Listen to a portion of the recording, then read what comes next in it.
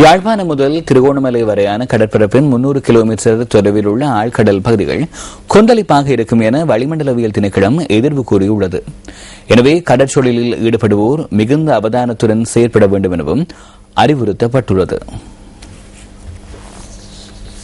வங்காள விரிகுடா கடலில் கடந்த 20ஆம் தேதி உருவாகியிருந்த தங்கமக்கமானது வலுவடைந்த பின் லீகார் சூறாவளி என பெயர் சூட்டப்பட்டது. இது தற்போது முல்லைத்தீவிலிருந்து விலக்காக 750 கிலோமீட்டர் தூரத்திலும் இந்தியாவின் மச்சிலை பட்டணத்திலிருந்து தென்கிழக்காக 570 கிலோமீட்டர் தூரத்திலும் காணப்படுகின்றது. இது தற்போது மேற்கு வடமேற்கு திசையில் மணிக்கு 15 கிலோமீட்டர் வேகத்தில் மெதுவாக இந்தியாவின் ஆந்திர பிரதேசத்தை நோக்கி நகர்ந்து கொண்டிருக்கும் இந்த சூறாவளியானது ஆந்திர பிரதேசத்தின் மச்சிலிப்பட்டினம் அருகே நாளை பிற்பகல் இந்திய தேசத்தை ஊடறுக்கும் என்று எதிர்பார்க்கப்படுகின்றது. இதன் தாக்கத்தினால் யாழ்ப்பாணம் முதல் திருகோணமலை வரையான 300 கிலோமீட்டருக்கு அப்பாற்பட்ட ஆழ்கடல் பிரதேசம் மிகவும் கொந்தளிப்பாக காணப்படுவதுடன் இந்த பகுதியில் காற்றின் வேகமானது மணித்தாளத்துக்கு 70 கிலோமீட்டர் வேகத்தில் வீசுவதனால் அந்த கடல் பிராந்தியம் ஆபத்தானவையாகவும் காணப்படுகின்றது. எனவே மீனவ சமூகம் மற்றும் கடல்சார் தொழிலாளர்கள் தமது கடல் நடவடிக்கையின் போது எச்சரிக்கையாக இருக்குமாறு கேட்டுக்கொள்ளப்படுகின்றார்கள்.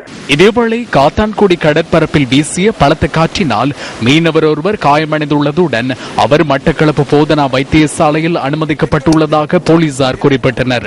படகொன்றை கடலுக்குள் செலுத்த முற்பட்ட மீனவரே இவ்வாறு படுகாயமடைந்துள்ளதாக எமது பிராந்திய செய்தியாளர் தெரிவித்தார்.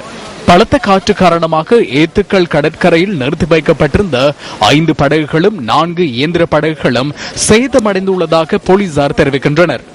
காத்தான்குடி கடற்பரப்பில் இன்று அதிகாலை 1:30க்கும் 2 மணிக்கும் இடைப்பட்ட காலப்பகுதியில் பலத்த காற்று வீசியுள்ளது.